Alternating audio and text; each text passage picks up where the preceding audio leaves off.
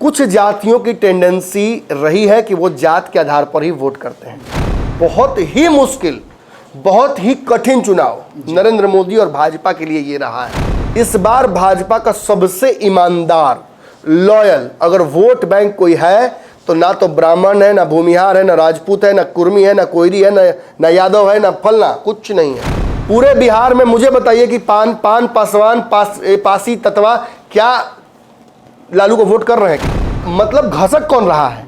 लौकुश घसक रहे हैं। लौकुश क्यों घसक रहे हैं? क्योंकि क्षेत्रीय स्तर पर तेजस्वी यादव ने मास्टर स्ट्रोक खेल दिया है। ये कोर वोट जो नीतीश कुमार को लाकर भाजपा ने सोचा कि हमको तो सीधे मिल जाएगा, नीतीश कुमार का होल्ड ही छूट गया उस वोट पर से।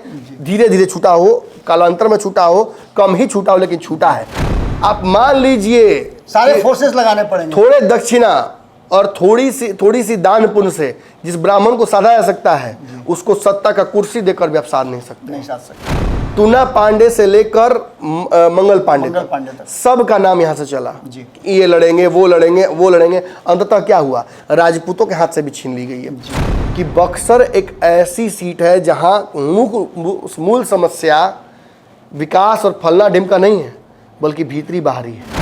भाजपा ने जो गलती सुधारी अश्विनी चौबे का टिकट काटकर, उससे भी बड़ा ब्लंडर कर दिया मिथिलेश तिवारी को वहां से उतार कर कि आनंद मिश्रा जीतना नहीं चाहिए मिथिलेश तिवारी के हिसाब से। भले सुधाकर जीत जाए, भले कोई और जीत जाए।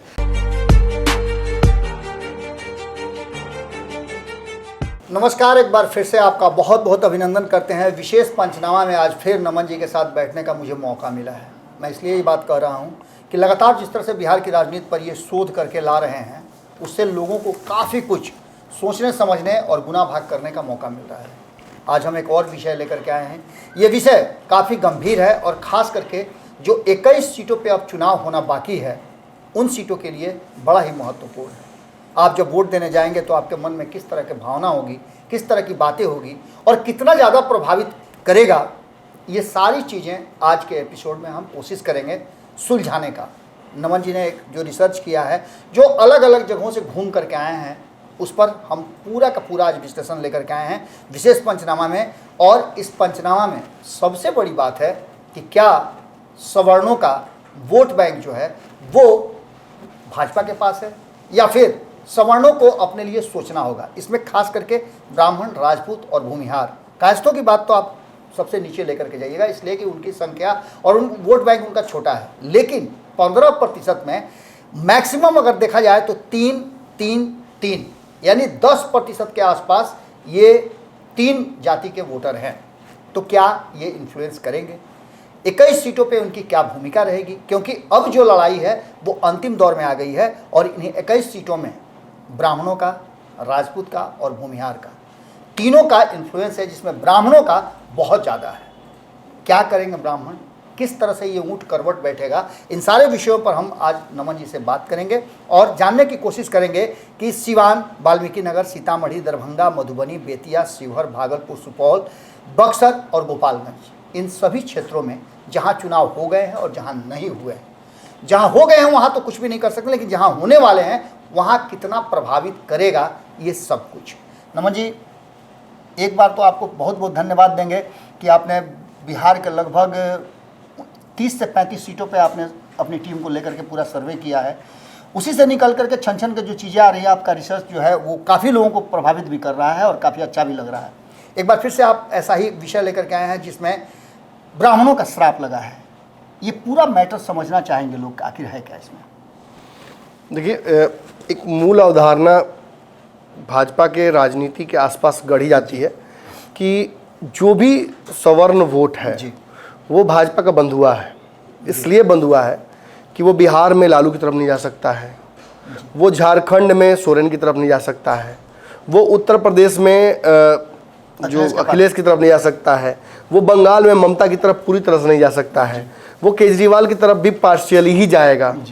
क्योंकि इन पार्टियों की, इन नेताओं की टेंडेंसी रही है कि ये लिबरल ग्रुप्स में से आते हैं, ये लेफ्ट की एजेंडे की तरफ घसकते हैं, ये कांग्रेस की तरफ इनका एक रुझान रहता है। तो मूल कांग्रेस की अवधारणा की तरफ जब ये भागेंगे और जब ये इनके नेता चाहे सैम पित्रोदा हों या राहुल गांधी हो या कोई भी नेता हो, जब वो ऐसी बातें कहते हैं कि इस देश के संसाधनों पर पहला हक अल्पसंख्यकों का है, तो निश्चित तौर पर एक टेंडेंसी जो बहुसंख्यक तथा कथित रूप से अपने आप को मानते हैं और बहुसंख्यकों में भी जो ऊपरी तबके के लोग हैं, वो उस डर से इत्तेफाक रखेंगे। डर और चिंता दोनों होने लगे। बिल्कुल, और उस डर की वजह से पोलराइजेशन पॉलिटिक्स शुरू हो जाता है।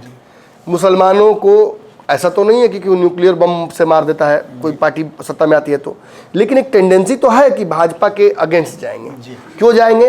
क्योंकि भाजपा इस बात की वकालत नहीं करती है कि मुसलमानों को पहला हक मिलना चाहिए देश के संसाधनों में। उल्टा, यहाँ तो कहानी उल्टी हो जाती है।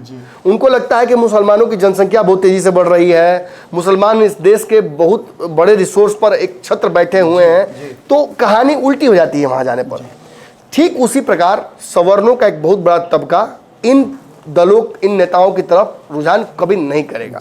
होता क्या है, धीरे धीरे जातियों का भेद टूट रहा है देश में। इसके लिए बहुत हद तक मैं पार्टी और किसी नेता को तो विशेष क्रेडिट नहीं दूंगा, लेकिन फैसलों को दूंगा, परिस्थितिजनक फैसले, सिचुएशनल जो कॉन्फ्लिक्ट्स और जो उन कॉन्फ्लिक्ट से जो उत्पन्न होकर परिस्थितियां फिर बनी हैं, उनकी वजह से जातियों का भेद धीरे धीरे टूट रहा है। कैसे? 10% ईडब्ल्यूएस का भी उसमें महत्वपूर्ण भूमिका है। बिल्कुल, सभी जातियों को देखिए सब परिस्थिति वश हुआ है।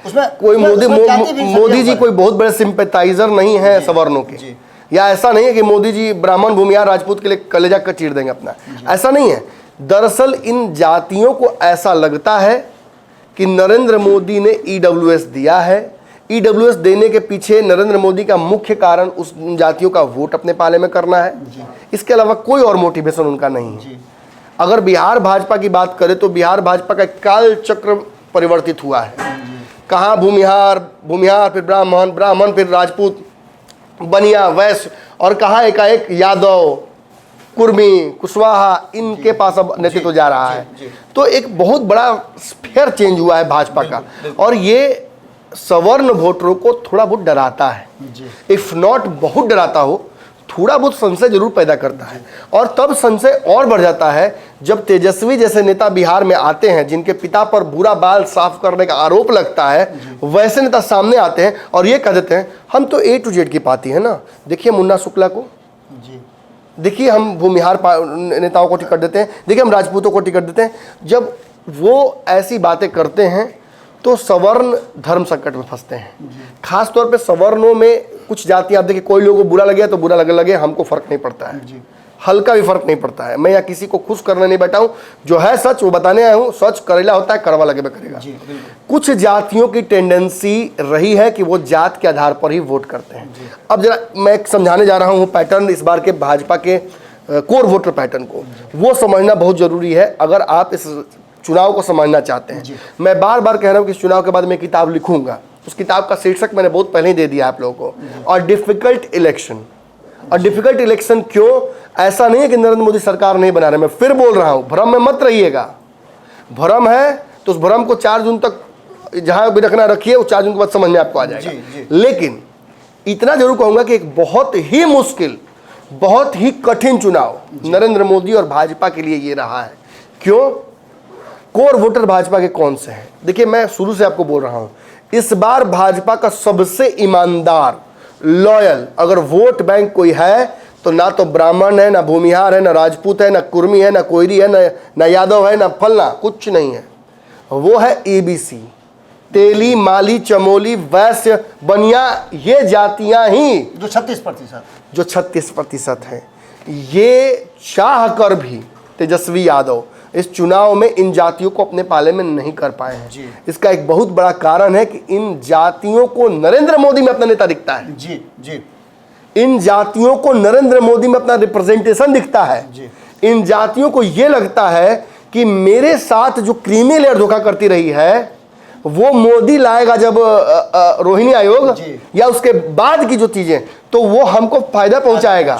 वो जातियां जिन तक सत्ता का सुख नहीं पहुंचा है, वो जातियां जिन तक सरकारी नौकरी नहीं पहुंची है, वो जातियां जिन तक सरकारी स्कीम जो पिछड़ी जातियों की होती है नहीं पहुंच पाई हैं, वो जातियां अग्रेसिव होकर मोदी की तरफ जा रही हैं। उन्हें लगता है कि ईडब्ल्यूएस दे दिया तो हमको भी देगा। बिल्कुल। और एक और बात, वो जातियां अपने आप को राष्ट्रवादी पैटर्न ऑफ पॉलिटिक्स से सीधे इन लाइन मानती हैं जी। वो ठीक है, वो दौर बीत गया जब सामाजिक न्याय की बात होती थी। सामाजिक न्याय हो चुका है। हम उस दौर से गुजर रहे हैं जहां सामाजिक न्याय स्थापित हो चुका है। आप किसी भी ऑफिस में जाते हैं, आप सामने जो सरकारी कर्मचारी देखते हैं, आप उसकी जाति कभी नहीं देखते हैं जी। यही सामाजिक न्याय का सबसे बड़ा मापदंड है। आप उसके पद को देखते हैं और अगर आप बहुत कुंठित व्यक्ति हैं, राजनीति और जो कहा था कि जातीय चाशनी में आप बहुत जकड़े हुए हैं, तो आप जाइएगा और उस मंच पर, उस कुर्सी पर बैठे हुए व्यक्ति की जाति देखकर आप अगर घर वापस आ जाइएगा कि ठीक है काम नहीं कराएंगे क्योंकि नीची जाति का था, काम नहीं कराएंगे क्योंकि ऊंची जाति का था, तो आप अपना व्यक्तिगत नुकसान करा रहे हैं। और कलयुग में बाबा कोई इतना बेवकूफ़ नहीं है कि जाति के चलते अपना नुकसान करा ले। अब रही बात कोर वोटर की, तो मैंने बता दिया ईबीसी एक बहुत बड़ा कोर वोटर है। देखिए एससी एसटी में भी चिराग पासवान मांझी की वजह से एक बहुत बड़ा वोट दलितों का सीधे भाजपा की तरफ जा रहा है। ना लग लपेट पूरे बिहार में मुझे बताइए कि पान पासवान पासी तत्वा क्या लालू को वोट कर रहे हैं? क्या बहुत जगह तो सुनने 10% भी कर रहे हो तो बहुत है ना। बहुत जगह सुनने में आ रहा है कि डर के मारे भी वोट नहीं कर रहे हैं कि आगे क्या होगा। 80% से 90% ये जातियां दलित की सीधे वोट कर रही हैं नरेंद्र मोदी को, एनडीए को, एनडीए का चेहरा खोज रही हैं।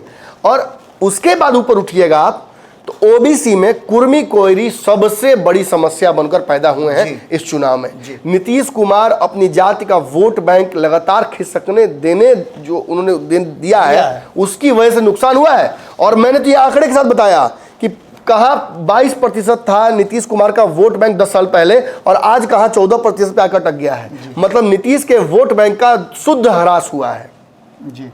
और उसके ह्रास की वजह से कौन वोटर भागा है? देखिए महिला तो आज भी नीतीश को वोट कर रही है। नीतीश के चेहरे का वोट तो आज भी उनके पास है। नमन जी एक और आंकड़ा है जो मतलब एक मिनट कंक्लूड करो बाबा। मतलब घसक कौन रहा है? लौकुश घसक रहे हैं। लौकुश क्यों घसक रहे हैं? क्योंकि क्षेत्रीय स्तर पर तेजस्वी यादव ने मास्टर स्ट्रोक खेल दिया है। उन्होंने लौकुश समीकरण के नेताओं को अपनी तरफ से टिकट दिया है सबसे ज्यादा, और भाजपा ने तो एक भी नहीं दिया। पूरे एनडीए की तरफ से 2 या 3 उनको मिला है। 4 मिला। चलिए 4 मिला है तो 4 कहाँ मिला है और कहाँ 7-8 के आसपास मिला है। तो ये अंतर जो क्रिएट हो रहा है इसकी वजह से कुर्मी कोयरी वोटर्स की टेंडेंसी जो है टुवार्ड्स देयर ओन कास्ट हो गई है। यानी नवादा के कुर्मी कुशवाहा को वहां कुशवाहा महागठबंधन का दिख रहा है, तो वो भूमिहार को वोट क्यों करेगा? अगर वो करता भी है तो एक बड़ा हिस्सा तो चला जाएगा अपने जाति के नाम पर, और अगर कोई एनडीए के नाम पर वोट करता भी है तो उसकी संख्या बहुत कम होगी। इसी वजह से आप इस चुनाव को एक डिफिकल्ट चुनाव कह रहे हैं। ये कोर वोट जो नीतीश कुमार को लाकर भाजपा ने सोचा कि हमको तो सीधे मिल जाएगा, नीतीश कुमार का होल्ड ही छूट गया उस वोट पर से। धीरे धीरे छूटा हो, कालांतर में छूटा हो, कम ही छूटा हो, लेकिन छूटा है। और उसकी वजह से भाजपा को नीतीश कुमार को लाने का नुकसान हो गया जी।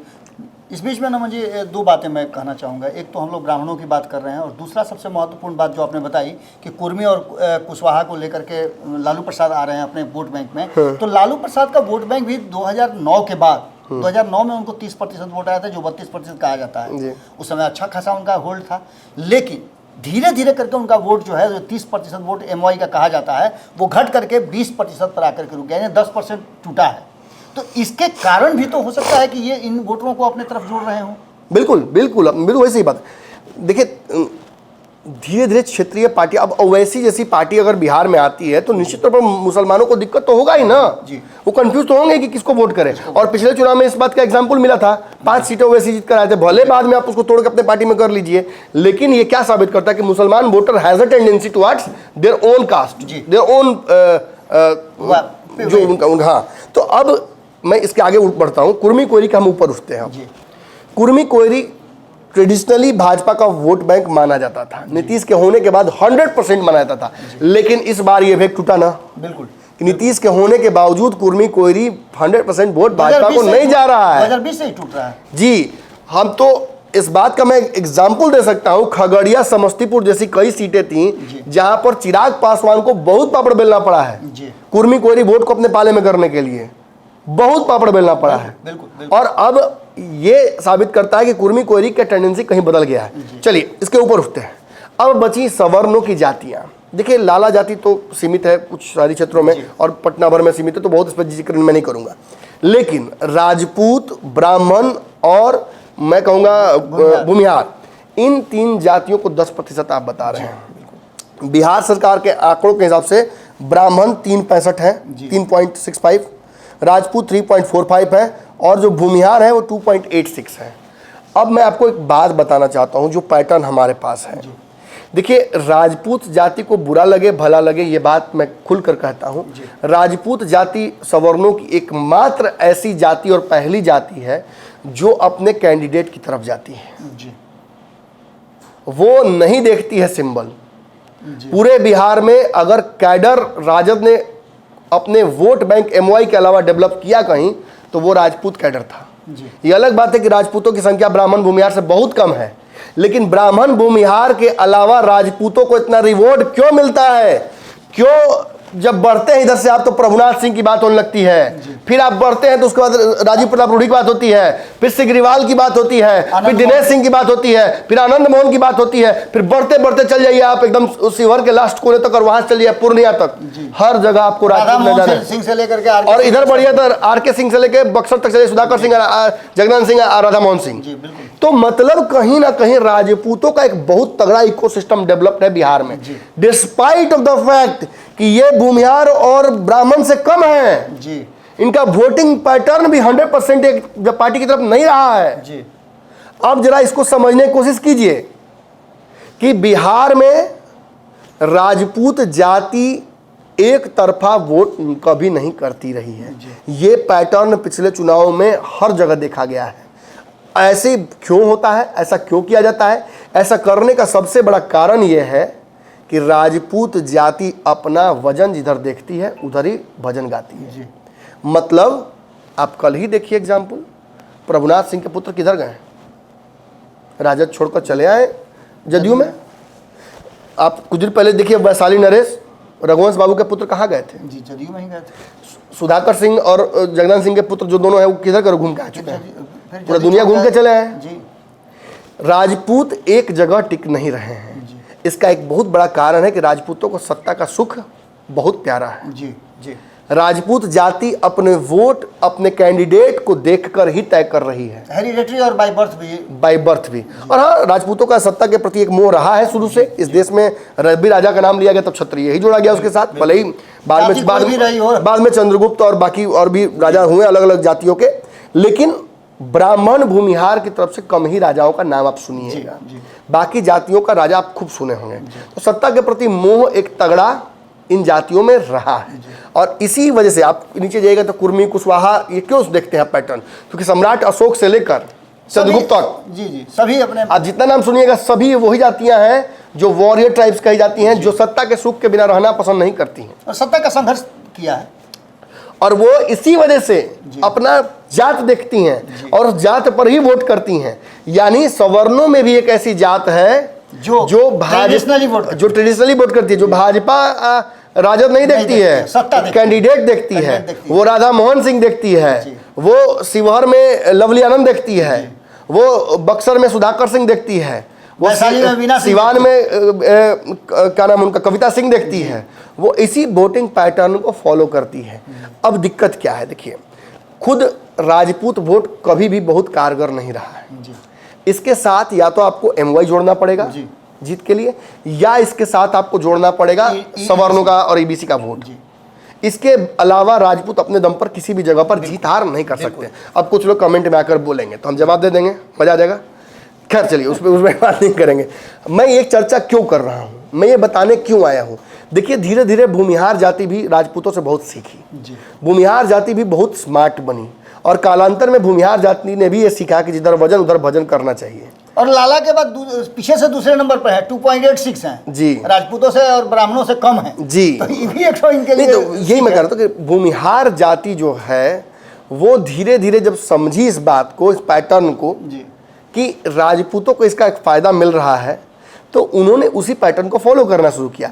और विभिन्न पार्टियों में आप चाहे कन्हैया कुमार की बात कीजिए, एडी सिंह की बात कीजिए, संग्राम सिंह की बात कीजिए, गिरिराज सिंह की बात कीजिए, ललन सिंह की बात कीजिए, ये सभी बिहार के ऐसे नेता हैं जो राजनीतिक रूप से अपनी सत्ता, अपनी ताकत जरूर देखते हैं, उसके बाद ही फैसला लेते हैं। धीरे धीरे ये पैटर्न आया। ये आज भी मैं कहूँगा, जैसे गिरिराज सिंह को अगर आप आज भाजपा से निकाल दीजिए तो क्या वो राज्य में चले जाएंगे? संभावनाएं कम है, क्योंकि वो ट्रेडिशनल वे ऑफ जो पॉलिटिक्स है उसको करते हैं, जानते हैं कि उनका जगह कहाँ है, वोट बैंक कहाँ है। लेकिन कन्हैया कुमार को हटा दिए तो आज कांग्रेस से तो कल फिर वापस सीपीआई चले जाएंगे, हो सकता है परसों भाजपा भी चले आए, कोई बहुत बड़ी बात नहीं है। तो ये मौका परस्त राजनीति अभी पूरी तरीके से भूमिहार समाज सीखा नहीं है।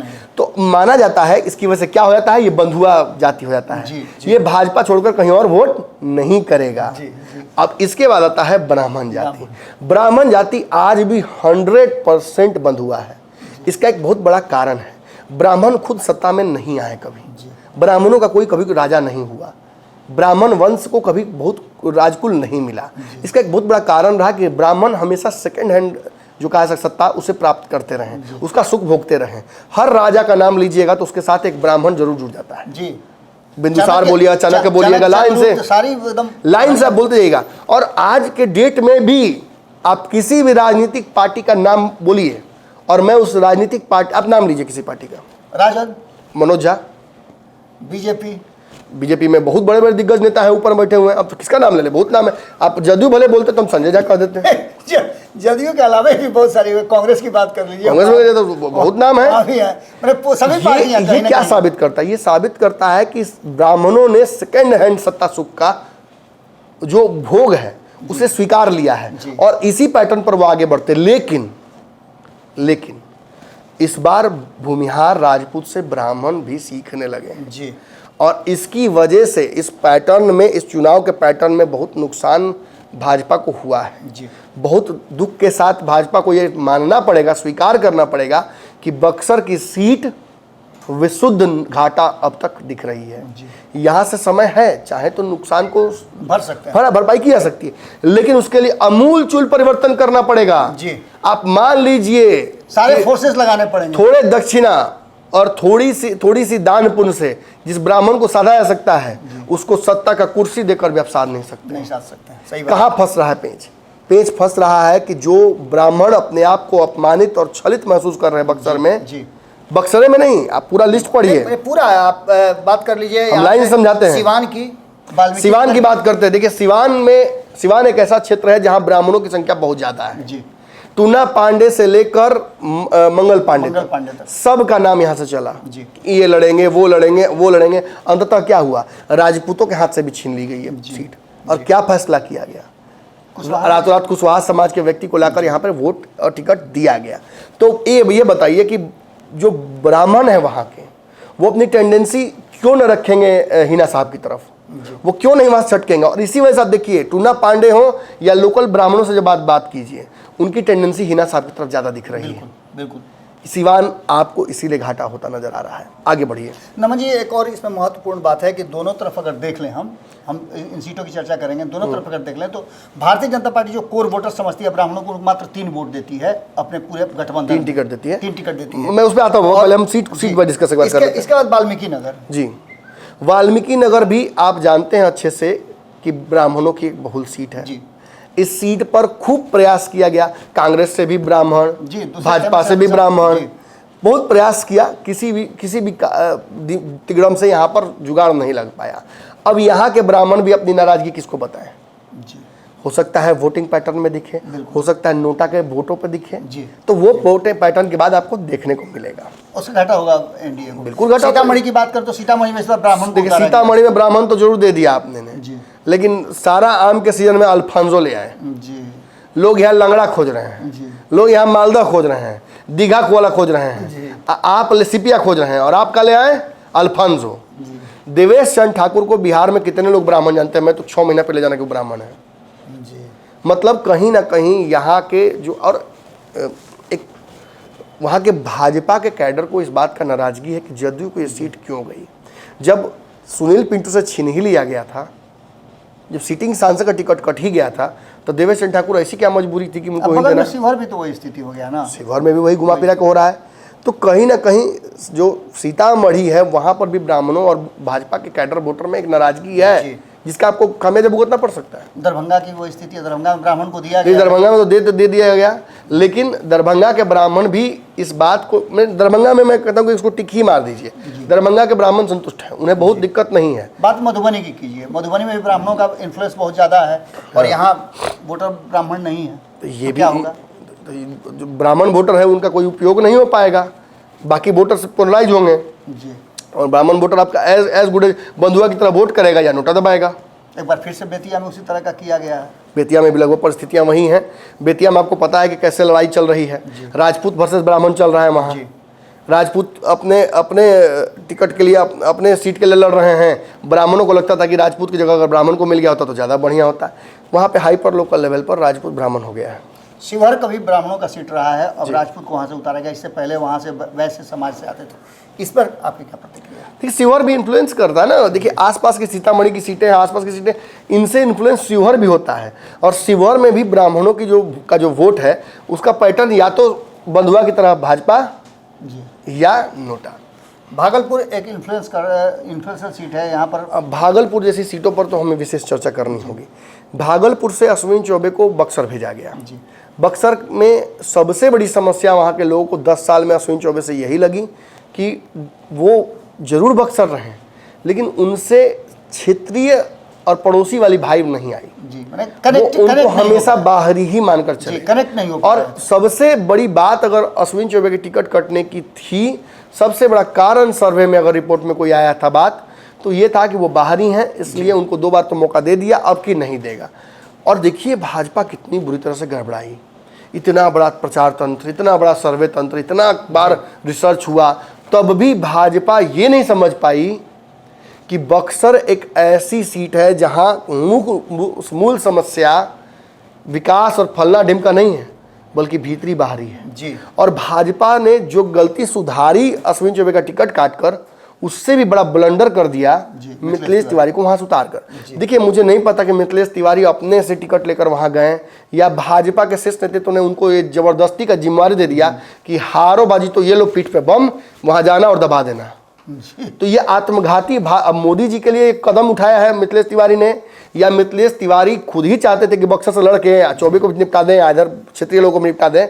खामियाजा तो मिथिलेश तिवारी को ही भुगतना पड़ेगा, ये तय है। क्यों? आनंद मिश्रा वहां चुनाव लड़ रहे हैं। आनंद मिश्रा कौन? Retire IPS. कहाँ से आए? तो असम से आए, वहीं के क्षेत्रीय हैं। असम से आकर भी वो वहीं के हैं। मिथिलेश तिवारी गोपालगंज से जाकर भी वहां के नहीं कहलाएंगे।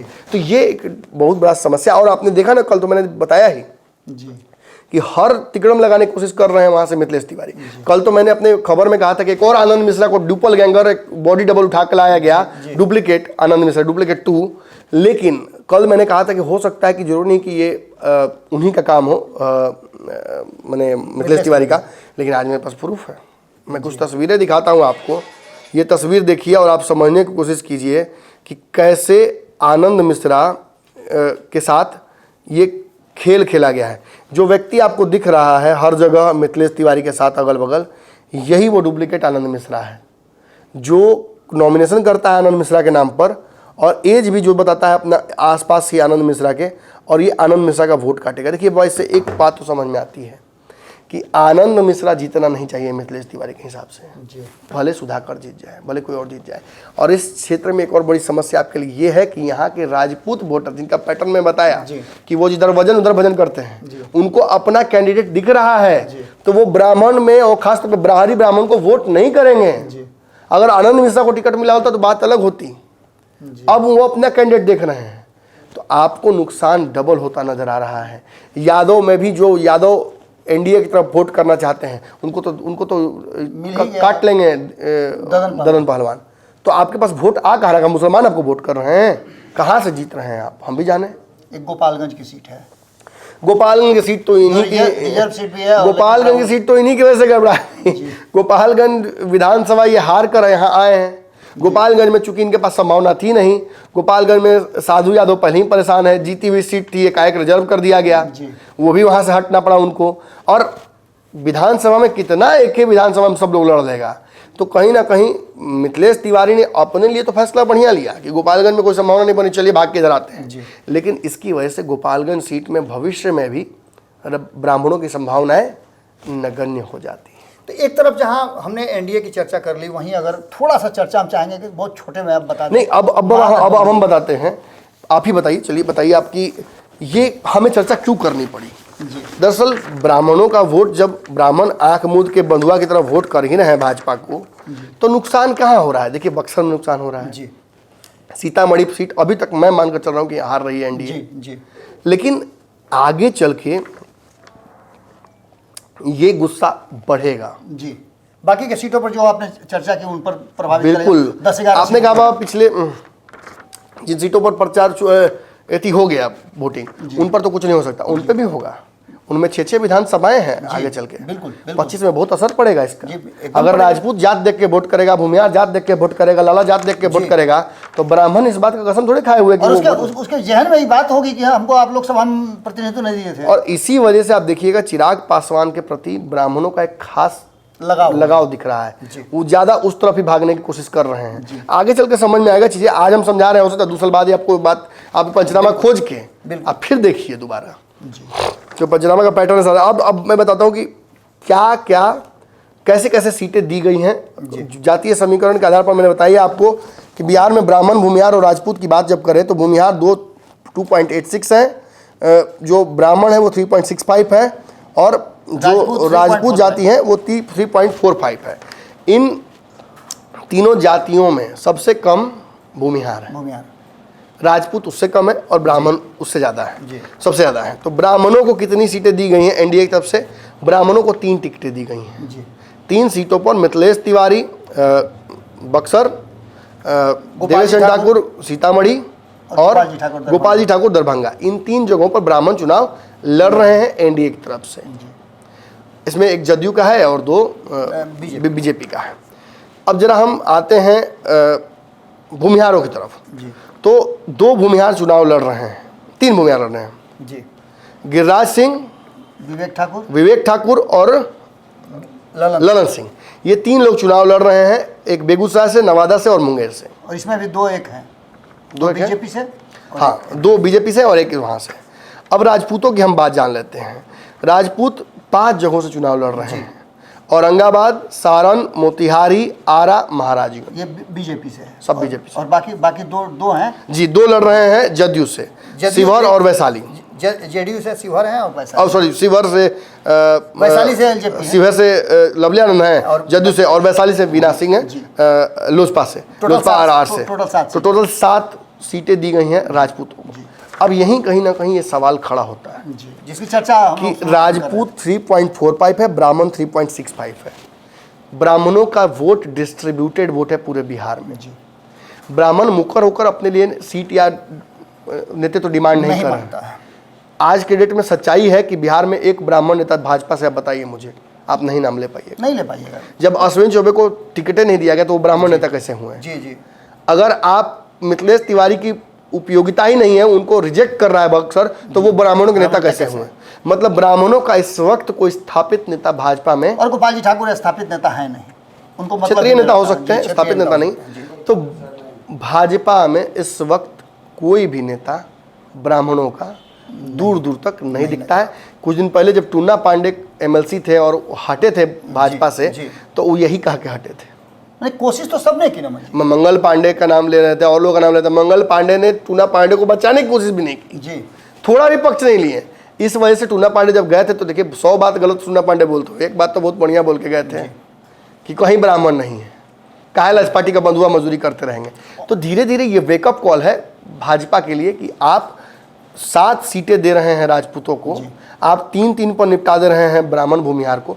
भूमिहार तो फिर भी बहुत नहीं बोलेंगे क्योंकि उनको रिप्रेजेंटेशन दूसरी पार्टियों से भी मिल जाता है, लेकिन ब्राह्मणों को कौन टिकट देता है? इसके अलावा एक कांग्रेस ने कोरम पूरा करने के लिए 1 टिकट दे दिया है जी, कांग्रेस ने 1 टिकट दे दिया है। बाकी भूरा बाल में बाल, राजद तो कोशिश भी नहीं की है, भूरा बाल में बाल साफ है और खाली भूरा बच गया है। राजद ने कोशिश भी नहीं की जी कि एक ब्राह्मण को टिकट दे, एक भूमिहार को दे दिया, बात खत्म। अब आपको अच्छा लगे तो दीजिए, नहीं अच्छा लगता है तो ले जाइए। जबकि 2-3 ब्राह्मण जो है वो दिन भर ऑफिस के बाहर खड़ा होकर के जान देते रहते हैं राजद के लिए। टूना पांडे फेरा में थे, रोज लालू यादव से मिल रहे थे कि लड़ना है, उनको भी नहीं मिला। तो टूना पांडे को तो भाजपा सम्मान नहीं दी, राजद को सम्मान नहीं दी। तो ये पैटर्न है। अगर हम इंडिया गठबंधन की तरफ देखते हैं तो एक ब्राह्मण को टिकट मिला है, भूमिहार को 3 मिला है और यहाँ भी राजपूत को 1 टिकट मिला है। जी।